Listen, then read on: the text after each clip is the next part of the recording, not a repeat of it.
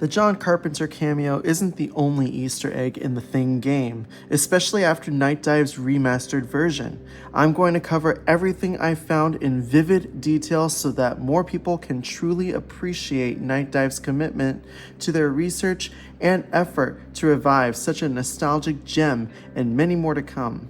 I'll be covering all the references Night Dive added in this remaster. This does not include references that were already in the game. These are brand new details solely to create more continuity for the events before the game and the events that occur in the 2011 prequel. Consider this your spoiler warning.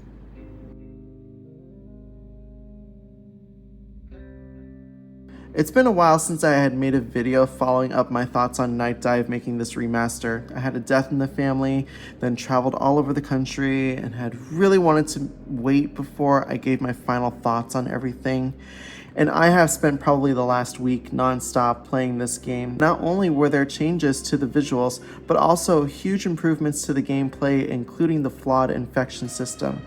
But what caught my interest the most in this game was the added details and hidden Easter eggs that really cater to the more hardcore fans of both films and the original game, most of them being in the first two levels, while others are scattered throughout the game. So let's get started.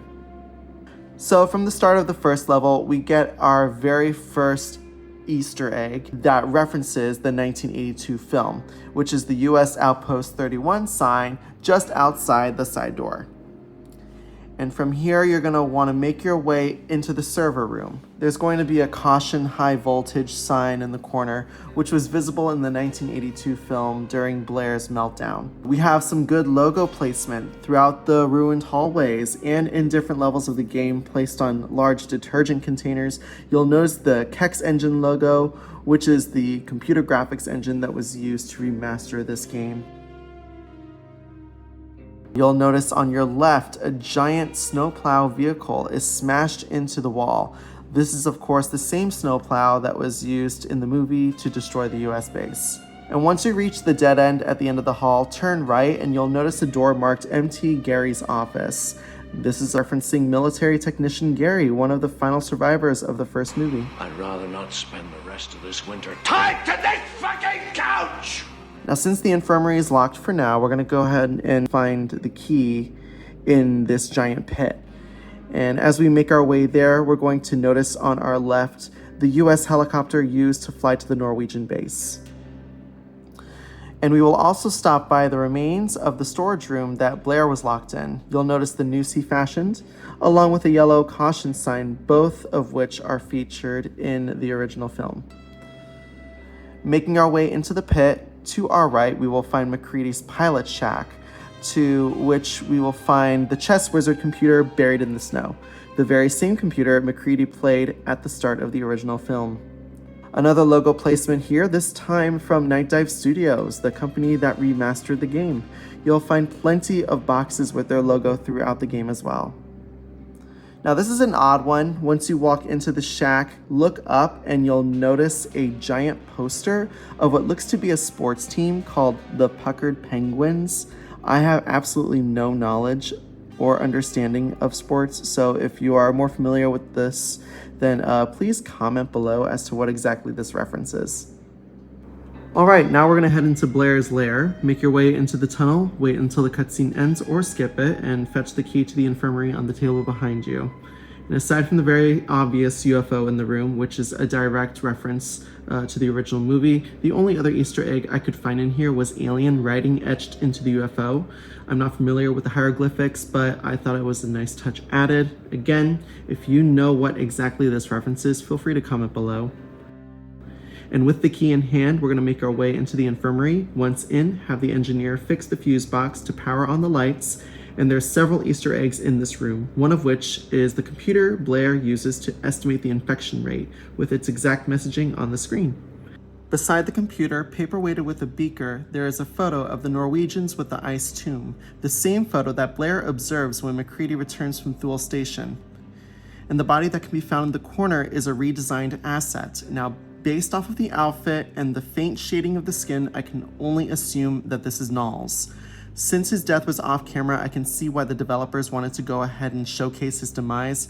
But for him to make his way from the underground generator room into the upstairs infirmary while being hunted down by Blair just to off himself, it's all really hard for me to wrap my head around, but I'm gonna go ahead and just shrug it off.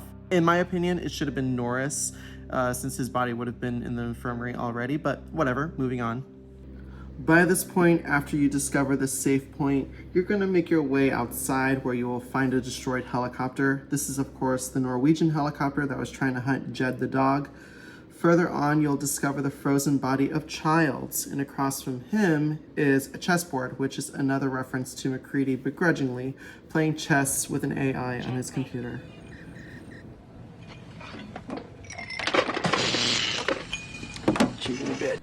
Now, after completing the first level, we are then going to head into the second level, which is where Blake discovers the Norwegian base. At the drop-off point, immediately turn around and you will see a sign for Thule Station, a Norwegian flagpole, and a large directional sign beside it. These are all references to the 2011 prequel film and its cheesy PC game counterpart, The Thing: Station Survival. Now, just ahead of the sign on our left is a fire pit of bodies where Juliet and Carl were torched. There is also a quarantine sign attached to the fence indicating Alpha Team's presence. Just inside, you're going to see a layout of the entire Norwegian base, which maps out the next couple of levels, minor foreshadowing here. A delightful surprise to be sure, and a welcome one. Night Dive has added the iconic fire axe through the door, a reference to both movies. Now, to the left of the door is a hole in the wall. If you look inside the hole, you will notice the burnt remains of Edvard's arm thing, a direct reference to the 2011 prequel. I had the giddiest grin on my face when I first saw this. What a lovely touch. In the room where you find Carter, Colin's body asset has been redesigned to look more like him. After gaining Carter's trust, you can shoot the barrels beside him that blows a hole into the next room. In the original game, this was a simple storage room. The remaster has repurposed this room to be the lab where either Sanders or Adam have sabotaged the blood test. Once Carter fixes the junction box, and you can use the security camera to find the code to the ice tomb, go through the door, and you're going to notice MacReady's lantern is still on the edge of the ice tomb where he last left it. If you look closely on the notice board where you find the code to the locked door, there are still images of the prequel film tacked, along with Norwegian writing scribbled across the board. It translates to, "When we dug the hole, we found the devil himself. May God show us mercy. The devil's lair. Here there is no turning back. The devil lives here." Wait a minute. Were the Norwegians the religious type? In the fourth level, where Blake and Pace search for Williams, once you enter the base, there is going to be a giant notice board on your right, which has photos of the Norwegians, Jed the dog, Night Dive CEO Stephen Kick, and Director of Business Development Larry Cooperman. In the seventh level, where you first encounter Collins in the warehouse, there's a giant map of Antarctica on the wall foreshadowing future events marked with every level location of the game. On the table beside the map, there is a sheet of paper with a bunch of names on it. These are the names of the original Computer Artworks developers of the 2002 game. In the 10th level, when you wake up in the operating table in the Strata Lab, activate the lights from the fuse box and walk by the spot where Whitley shoots Dr. Faraday, and you'll find a script on top of the counter. The script is a conversation between Faraday and Whitley expanding more on the cloud virus research. In level 15, when you plant the bombs on the freighter jets, each hangar has a desk with still images of Jed the dog and Norwegians. In level 17, in the weapons lab, after you escape the gas chamber, you'll find a giant poster next to the door, which are still images of the 1982 film where MacReady, Norris, and Windows explore the buried UFO. In both levels 16 and 18, in the section where you have to switch off the sentry turrets, there's old poster art of the original 2002 Thing video game tacked on the walls of each office. Not sure if this one is entirely an Easter egg or if it's a glitch, but in the final level, just before you encounter Whitley at the UFO site, use your sniper scope and zoom in towards the hillside on the right, and you can see MacReady standing by his chopper.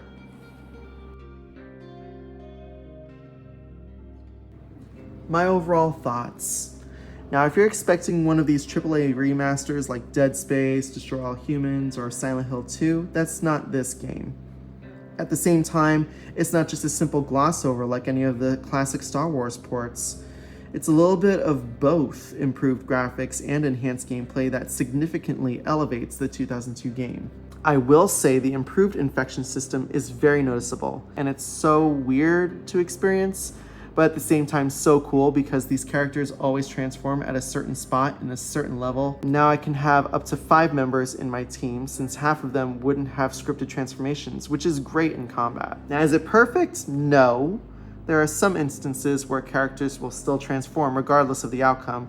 Collins, for example, he's like the most infamous character that transforms at a specific spot. Like, he's in every example. And even though they got rid of the scripted trigger, he can still transform at the first boss fight that's just around the corner. So is it really an improvement in that instance? If there's one other thing I could possibly nitpick in this remaster is that the main menu needs a little bit more TLC.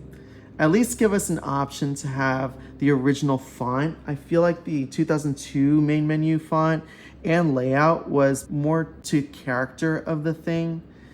Here it's just a pop-up window, and to me it just comes off as cheap quality for a game that has so much work and love poured into it. People who give this game hate all have the commonality that they haven't played the original game, and some to the degree where they didn't know it existed. More so that it acts as a sequel to one of the best horror films in the genre, because of which don't truly realize the improvement Night Dive has made. There really is a lot to love in this remaster. They even have a vault option in the main menu that acts as a sort of BTS section where it has concept art and the original trailer.